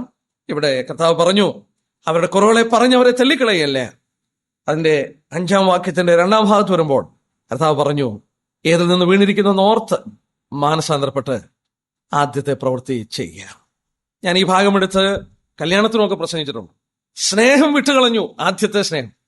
ഈ ആദ്യത്തെ സ്നേഹം വിട്ടുകളഞ്ഞപ്പോൾ അത് തിരിച്ചു കൊണ്ടുവരാൻ സലസഭയുള്ള ബന്ധത്തിലും കുടുംബജീവിതത്തിലുള്ള ബന്ധത്തിലും എന്താണ് കർത്താവ് പറഞ്ഞ പരിഹാരം? Do the first work. നീ ആദ്യത്തെ പ്രവൃത്തി ചെയ്യുക. ആദ്യം സ്നേഹിച്ചപ്പോൾ, ഉദാഹരണമായിട്ട് വിവാഹം കഴിക്കുമ്പോൾ, ഒരു ഭാര്യയും ഭർത്താവും വിവാഹം കഴിച്ചു കഴിയുമ്പോൾ അവർ തമ്മിലുള്ള സ്നേഹം മൂലം എന്തു പറഞ്ഞാലും പരസ്പരം ചെയ്തു കൊടുക്കാൻ സന്നദ്ധരാണ്. ഭാര്യ പറയുന്നത് പെൺകുട്ടി പറയുന്ന മുഴുവൻ പറഞ്ഞു തീർക്കേണ്ട, അതിനു മുമ്പ് ഭർത്താവ് ചെയ്തു കൊടുക്കും. ഭർത്താവ് പറയുന്ന മുഴുവൻ പറയേണ്ട, അതിനു മുമ്പ് ഭാര്യ ചെയ്തു കൊടുക്കും. കാരണം അവർ ആദ്യ സ്നേഹത്തിലാണ്.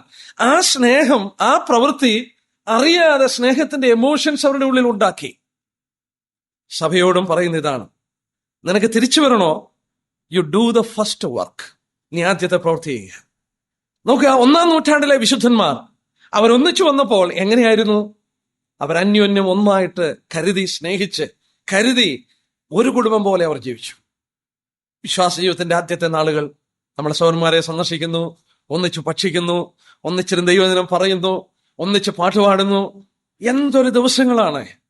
നമ്മൾ അതൊക്കെ ചെയ്യുമ്പോൾ നമ്മുടെ സഹോദരന്മാരുള്ള ആ fellowship, it will bring an emotion of love in our heart. നമ്മുടെ ഹൃദയത്തിൽ അറിയാതെ സ്നേഹത്തിന്റെ ഒരു വികാരം കൊണ്ടുവരുന്നു. ഇവിടെയും കർത്താവ് പറഞ്ഞ പ്രതിവിധി, നീ മാനസാന്തരപ്പെട്ട് ആദ്യത്തെ പ്രവൃത്തി നീ ചെയ്യുക. Do the first work. ആ പ്രവൃത്തി ചെയ്യുമ്പോൾ ആ സ്നേഹത്തിന്റെ എമോഷൻ മടങ്ങി വരും എന്നുള്ളത് കർത്താവ് പറയുകയാണ്. ഒരു ഭാഗം കൂടെയാണെന്ന് ചൂണ്ടിക്കാണിച്ചോളട്ടെ. 6-ാം വാക്യത്തില് വളരെ ശ്രദ്ധിക്കേണ്ട ഒരു കാര്യം. 6-ാം വാക്യത്തിൽ, എങ്കിലും നിക്കലവരുടെ നടപ്പ് നീ പായിക്കുന്നൊരു നന്മ നിനക്കുണ്ട്, അത് ഞാനും പായിക്കുന്നു. എന്തായി കർത്താവ് പറയുന്നത്? പുനരുദ്ധാനം പ്രാപിച്ച കർത്താവ് പകയ്ക്കുന്ന ഒരു കാര്യം, ഹെയ്റ്റ് ചെയ്യുന്നു എന്ന് പറഞ്ഞ കാര്യം കർത്താവ് പറയുന്നു, ഞാൻ നിക്കലോവരുടെ നടപ്പിനെ പായിക്കുന്നു. നമ്മള് എന്താണിതെന്ന് മനസ്സിലാക്കാനായിട്ട് അല്പം കൂടെ ചരിത്രം പഠിച്ചാൽ മതി. 2-ാം അധ്യായത്തിന്റെ 15-ാം വാക്യം എടുത്തേ. വെളിപ്പാട് പുസ്തകം 2:15. അതായത് പെർഗമോസ് സഭയ്ക്ക് എഴുതുമ്പോൾ 2:15, അവണ് നിക്കലോവരുടെ ഉപദേശം കൈക്കൊള്ളുന്നവർ നിനക്കുണ്ട്. എഫെസോസ് സഭ നിക്കലോവരുടെ നടപ്പിനെ പകച്ചു. പെർഗമോസ് സഭയിൽ അത് ഉപദേശമായി മാറി. എന്ന് പറഞ്ഞാൽ ഏകദേശം AD 312 കഴിയുമ്പോൾ കുസ്തന്തീനോസ് ചക്രവർത്തി ക്രിസ്ത്യാനിയായി തീർന്ന ശേഷം ഒരിക്കൽ സഭ വെറുത്തുകൊണ്ടിരുന്ന, ഒരിക്കൽ കർത്താവ് വെറുത്തു എന്ന് പറഞ്ഞിരുന്ന ആ കാര്യം ഈ പെർഗമോസ് സഭയില് അത് ഉപദേശമായി മാറി. എന്താ ഇത്? നിക്കലോവരുടെ നടപ്പിനെ പകയ്ക്കുക. ഇത് മനസ്സിലാക്കാനായിട്ട് എളുപ്പമുള്ളൊരു മാർഗം, നിക്കലോഷ്യൻ എന്ന വാക്ക് സൈമസ് സാറ് നിക്കലോവിയ മതം എന്ന് പറഞ്ഞ് എഴുതിയിട്ടുണ്ടെന്ന് തോന്നുന്നു. വേറെ FW ഗ്രാൻഡ് നിക്കലോഷ്യൻസ് എന്ന് പറഞ്ഞ് എഴുതിയിട്ടുണ്ട്. നിക്കലോഷ്യൻസ് എന്ന വാക്കിന്റെ ആ ഗ്രീക്ക് വാക്ക് 2 വാക്കിൽ നിന്നാ വന്നത്, നിക്കാൻ ആൻഡ് ലാവോസ്. നിക്കാൻ എന്ന വാക്കിന്റെ അർത്ഥം ടു കോൺകർ, കീഴടക്കുക, മറ്റുള്ളവരുടെ മീതെ എന്ന അർത്ഥം വരുമ്പോൾ Laos the people or laity, സാധാരണക്കാരൻ, ആത്മീയക്കാരൻ. അർത്ഥം മനസ്സിലായി കാണും. നിക്കൗ അവർ ലാവോസ്. നിക്കൗ എന്ന് പറയുമ്പോൾ കീഴടക്കുക, ടു കോൺകർ. ലാവോസ് the people or laity or ആത്മീയക്കാരൻ, സാധാരണക്കാരൻ എന്ന് പറഞ്ഞാൽ സഭയിൽ ജനത്തെ കീഴ്പ്പെടുത്തുവാൻ ഒരു കൂട്ടർ എഴുന്നേറ്റപ്പോൾ എഫെസോസ് സഭ അതിനെ എതിർത്തു. വളരെ തെളിച്ചു പറയട്ടെ, പട്ടത്വത്തിന്റെ ആരംഭം, പൗരോഹിത്യത്തിന്റെ ആരംഭം എഫെസോസ് സഭയിൽ ഇത് കടന്നു വന്നപ്പോൾ സഭ അതിനെ എതിർത്തിട്ട് കുസ്തുദിനോസ് ചക്രവർത്തി ക്രിസ്ത്യാനിയായ ശേഷം ഈ പട്ടത്വം ഒരു ഉപദേശമായി മാറി. ഞാൻ ചോദിക്കട്ടെ, ഇന്ന് ക്രിസ്തീയ സമുദായങ്ങളിൽ ഇത് തെറ്റായ ഒരു ഉപദേശമാണെന്ന് നമ്മൾ പറഞ്ഞാൽ അവർ അംഗീകരിക്കുമോ? അംഗീകരിക്കാൻ കഴിയാത്ത വിധത്തിൽ ഒരു ഉപദേശമായി മാറി. നമ്മള് എന്തുകൊണ്ടാണ് കർത്താവ് ഇതിനെ പകച്ചത്? നമ്മളിവിടെ ഒരു കാര്യം ഓർക്കണം, കർത്താവ് അവരെ പകച്ചില്ല കേട്ടോ. പ്രത്യേകം നോട്ട് ചെയ്യണേ, കർത്താവ് അവരെ പകച്ചില്ലേ. കർത്താവ് എന്താ പകച്ചെന്ന് നോക്കിയേ, ഈ എഫെസോസ് സഭ എന്തിനാ പകച്ചെന്ന് നോക്കിയേ. എങ്കിലും നിക്കലോവരുടെ നടപ്പ് വായിക്കുന്നു. നടപ്പ്, the way they walk, the system. He didn't hate them but he hated that system. അവരുടെ നടപ്പിനെയാണ് പകച്ചത്. കർത്താവ് ഈ നിക്കലോവരെ പകച്ചു എന്ന് അവിടെ പറഞ്ഞിട്ടില്ലേ. നിക്കലോവരുടെ നടപ്പിനെ, നടപ്പ് ആ വ്യവസ്ഥിതിയെ കാണിക്കുന്നു, അല്ലെങ്കിൽ ആ ഡീഡ്സിനെ കാണിക്കുന്നു. നോക്കുക, ദൈവസഭ എങ്ങനെയുള്ളവരാണ്? അനേക വാക്യങ്ങൾ ഞാൻ നോട്ട് ചെയ്തു. മത്തായി 23:8-9 വാക്യം. നിങ്ങള് വേണേ ആ കർത്താവ് പറഞ്ഞ വാക്കൊന്നെടുക്കാം. മത്തായിയുടെ സുവിശേഷം 23:8-9 വാക്യം. നിങ്ങൾ റബി എന്ന് പേരെടുക്കരുത്, ഒരുത്തനത്രേ നിങ്ങളുടെ ഗുരു. നിങ്ങൾ എല്ലാവരും സഹോദരന്മാർ. ഭൂമിയിൽ ആരെയും പിതാവെന്ന് വിളിക്കരുത്, ഒരുത്തനത്രേ നിങ്ങളുടെ പിതാവ് സ്വർഗസ്ഥൻ തന്നെ. ആരെയും റബി എന്നും പിതാവെന്നും വിളിക്കരുത്, നിങ്ങൾ സഹോദരന്മാരാണ്. എബ്രായലേഖനം 2:11-12 വാക്യം. Hebrews chapter 2:11-12. ഞാൻ നിന്റെ നാമത്തെ എന്റെ സഹോദരന്മാരോട് കീർത്തിക്കും, സഭാമധ്യേ ഞാൻ നിന്നെ സ്തുതിക്കുമെന്നും. നോക്ക, സഭാമധ്യേ സ്തുതിക്കും. ആ സഭയെ വിളിച്ചിരിക്കുന്ന, അവരെ വിളിച്ചിരിക്കുന്നത് സഹോദരന്മാരുടെ മധ്യേ. സഹോദരന്മാർ, നിങ്ങൾ എല്ലാവരും സഹോദരന്മാർ. നിങ്ങള് ആരെ റബിയെന്നും പിതാവെന്നും വിളിക്കരുത്. നമ്മൾക്ക് ഇനിയും പുതിയ നിയമത്തിൽ അനേക വാക്യങ്ങളുണ്ട്. നോക്കുക, 1-ാം നൂറ്റാണ്ടിൽ സഹോദരന്മാരെന്നാണ് സഭയെ വിളിച്ചിരുന്നത്. സഹോദരന്മാർ, നിങ്ങൾ എല്ലാവരും സഹോദരന്മാർ. കർത്താവിന്റെ ഉപദേശം അതാണ്. ഒരുത്തനെക്കാളിൽ ഒരുത്തൻ വലിയവനല്ലേ. ശുശ്രൂഷകളിൽ വ്യത്യാസം ഉണ്ടായിരിക്കാം, ദൈവം കൊടുത്തിരിക്കുന്ന പ്രാപ്തിക്ക് വ്യത്യാസം ഉണ്ടായിരിക്കാം, ബട്ട് യു ആർ ബ്രദറൻസ്. നിങ്ങളെ ഒരു പിതാവെന്നുള്ള സ്ഥാനമോ റബി എന്നുള്ള സ്ഥാനത്തിലേക്ക് ആരും ഉയരാനായിട്ട് കർത്താവ് ആഗ്രഹിച്ചില്ലേ. എന്നാൽ ആദിമ നൂറ്റാണ്ടിന്റെ സഭയില് ഇത് വാസ്തവത്തിൽ അവർ സൂക്ഷിച്ചു വെച്ചു. ഇതിനെതിരായിട്ട് സാമാന്യ ജനത്തെ, അൽമയക്കാരെ കീഴ്പ്പെടുത്തുവാൻ ഒരു കൂട്ടർ എഴുന്നേറ്റപ്പോൾ വാസ്തവത്തിൽ എഫെസോസ് സഭ ആ നടപ്പിനെ പകച്ചു. എന്നാൽ പിന്നീട് കുസ്തുദിനോസ് ചക്രവർത്തി ക്രിസ്ത്യാനിയായ ശേഷം സഭയെക്കുറിച്ച് പറയുമ്പോൾ കർത്താവ് പറഞ്ഞു, അതൊരു ഉപദേശമായി നീ കൈക്കൊണ്ടിരിക്കുന്നു. കർത്താവിനെ വളരെ നന്ദിയോടുകൂടെ നമുക്ക് സ്തുതിക്കാം. നമുക്ക് അങ്ങനെ ഒരു സിസ്റ്റം ഇല്ലേ, നമ്മള് സഹോദരന്മാരാണ്. കർത്താവിന്റെ ആ ഉപദേശം കാത്തു സൂക്ഷിക്കാനായിട്ട് നമുക്കിടയായിട്ടുള്ളത് ഓർത്ത് ദൈവത്തെ സ്തുതിക്കാം. അവരോടുള്ള ബന്ധത്തിൽ പറഞ്ഞു, ജയിക്കുന്നവന് ഞാൻ ദൈവത്തിന്റെ പരദീസയിലുള്ള ജീവവൃക്ഷത്തിന് ഫലം തിന്മാൻ കൊടുക്കും. ആരാണ് ജയിക്കുന്നവൻ? ആരാണ് ജയിക്കുന്നത്? ഒരു കൂട്ടം പ്രത്യേകാലെ എന്തോ ഒരു പരീക്ഷ ജയിക്കുന്ന പോലെ ജയിക്കുന്നവരായിട്ടല്ല. ലോകത്തെ ജയിച്ച ജയം നമ്മുടെ വിശ്വാസികൾ ഏത് കാലഘട്ടങ്ങളിലും ജയിക്കുന്നവരായിട്ടാണ് വചനം പഠിച്ചാൽ കാണാനായിട്ട് കഴിയുന്നു. എന്ത് ലഭിക്കുമെന്ന് പറഞ്ഞു? ദൈവത്തിന്റെ പരദീസയിലുള്ള ജീവവൃക്ഷം. നമ്മൾ വചനത്തെ പരിശോധിക്കുമ്പോൾ ജീവവൃക്ഷം, ജീവന്റെ അപ്പം, ജീവജലം, ഇങ്ങനെ അനേക കാര്യങ്ങൾ പറയുന്നു. ഇതെല്ലാം നമ്മൾ ശ്രദ്ധിച്ചു നോക്കിയാൽ ജീവൻ നൽകുന്ന ഘടകത്തോടുള്ള ബന്ധത്തിലാണ് നിലനിൽക്കുന്നത്. മനുഷ്യൻ പാപം ചെയ്ത ശേഷം ഏദൻ തോട്ടത്തിൽ നിന്ന് അവനെ പുറത്താക്കുന്നത് നാം വായിക്കുന്നു. ജീവവൃക്ഷത്തിന്റെ ഫലം കൂടെ തിന്ന് അവൻ എന്നേക്കും ജീവിക്കാതിരിപ്പാൻ അവനെ തോട്ടത്തിൽ നിന്ന് പുറത്താക്കി. ആ തോട്ടം, പർദീസ എന്ന വാക്കിന്റെ അർത്ഥം തോട്ടം എന്നാണ്. നമ്മൾ വായിക്കുന്നുണ്ട്, രക്ഷിക്കപ്പെട്ട കള്ളനോട് പറയുന്നത്, നീ ഇന്ന് എന്നോടുകൂടെ പർദീസയിലിരിക്കും, ദൈവത്തിന്റെ തോട്ടം. പൗലോസ് തന്നെ കുറിച്ച് 2 കൊരിന്ത്യർ 12:3 പറയുന്നുണ്ട്, ഒരു മനുഷ്യനെ ഞാൻ അറിയുന്നു, അവൻ പർദീസയോളം എടുക്കപ്പെട്ടു എന്ന് പറയുന്നു. ഇവിടെ എടുത്തു പറയുന്നു, ജയിക്കുന്നവന് ജീവവൃക്ഷത്തിന്റെ ഫലം തിന്മാൻ കൊടുക്കും. ഒരിക്കൽ മനുഷ്യനെ എന്നേക്കും ജീവിക്കാതിരിപ്പാൻ ആ തോട്ടത്തിൽ നിന്ന് പുറത്താക്കിയെങ്കിൽ അതവന് കൊടുക്കും.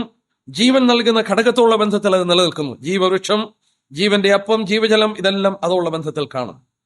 ഞാൻ കഴിഞ്ഞ ദിവസം ഓർപ്പിച്ചു, ഉപമകൾ പറയുമ്പോൾ 7 ഉപമകൾ കർത്താവ് ദൈവരാജ്യത്തോടുള്ള ബന്ധത്തിലെടുത്ത് പറയുന്നു. അത് ഇതോടുള്ള ബന്ധത്തിൽ തുലനം ചെയ്ത് പഠിക്കാം. മത്തായി 24:12 കർത്താവ് പറഞ്ഞു, അധർമ്മം പെരുന്നുകൊണ്ട് അനേകരുടെ സ്നേഹം തണുക്കും. എന്നിട്ട് ആദ്യം പറഞ്ഞ ഉപമ, വിതയ്ക്കുന്നവൻ വിതയ്ക്കാൻ പുറപ്പെട്ടു. മത്തായി 13:3-9 വരെ കർത്താവ് അതിന്റെ വ്യാഖ്യാനം 18-23 വരെ വായിക്കുന്നു. എന്ന് പറഞ്ഞാൽ അവിടെ വായിക്കുന്നു, ഈ യുഗം വചനം വിതയ്ക്കുന്ന സമയമാണ്, അതെല്ലാം നമുക്ക് വ്യാഖ്യാനിച്ചെടുക്കാം. എന്നാൽ അവിടെ പറഞ്ഞപ്പോൾ ശ്രദ്ധിക്കണം, അതിന്റെ വിളവിനെ കുറിച്ച് കർത്താവ് പറഞ്ഞു, അത് 100, 60, 30 മേനിയായി വിളയും. കർത്താവ് അറിയാതെ പറഞ്ഞല്ല, 100, 60, 30 മേനിയായി വിളവ് കുറയുന്നതായിട്ടാണ് അവിടെ കർത്താവ് പറഞ്ഞത്. വലിയ വിതയാണ്. പണ്ടത്തെ കാലത്തെക്കാൾ എന്ത് വലിയ വിതയാണെന്ന് നടക്കുന്നത്?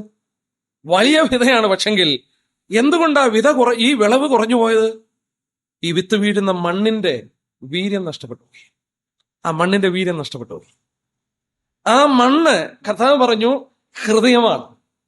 ദൈവത്തിന്റെ വചനം ഹൃദയത്തിൽ കേൾക്കുമ്പോഴും മുൻവിധിയോടുകൂടെ വിധിച്ചുകൊണ്ട് അതിനെ കൈക്കൊള്ളുവാൻ മനസ്സില്ലാതെ വരുമ്പോൾ കർത്താവ് പറഞ്ഞു അതിന്റെ വിളവിൻ ഫലം കുറഞ്ഞുകൊണ്ടിരിക്കും. ഈ യുഗത്തിന്റെ അന്ത്യത്തിൽ നമ്മൾ വന്നപ്പോൾ അധർമ്മം വരുന്നതുകൊണ്ട് അനേകരുടെ സ്നേഹം തണുക്കും. അതുകൊണ്ട് നമ്മള് എത്ര വിതച്ചെന്ന് പറഞ്ഞാലും കർത്താവ് അതിന്റെ ഫലം തരുന്നുണ്ട്. ഭയത്തോടുകൂടെ നാം ഓർക്കണം. 100, 60, 30 ഡിസെൻഡ് ചെയ്യുകയാണ്. ഇന്ന് ആ ഹൃദയത്തിന്റെ നിലവാരത്തെ കുറിച്ചാണ് അവിടെയും ചൂണ്ടിക്കാണിക്കുന്നത്. എഫെസോസ് സഭയുള്ള ബന്ധത്തിലും അവരുടെ ഹൃദയത്തിന്റെ നിലവാരമാണ് കർത്താവ് ചൂണ്ടിക്കാണിച്ചത്. കർത്താവ് നമ്മെ സഹായിക്കട്ടെ. വിശ്വസ്തരായി അവന്റെ ഹൃദയത്തിൽ അവന്റെ സഭ എത്ര വിലപ്പെട്ടതാണ്. നമുക്ക് അവന്റെ സന്നിധിയിൽ വിശ്വസ്തരായി നിൽക്കാം. കർത്താവ് നമ്മെ സഹായിക്കട്ടെ.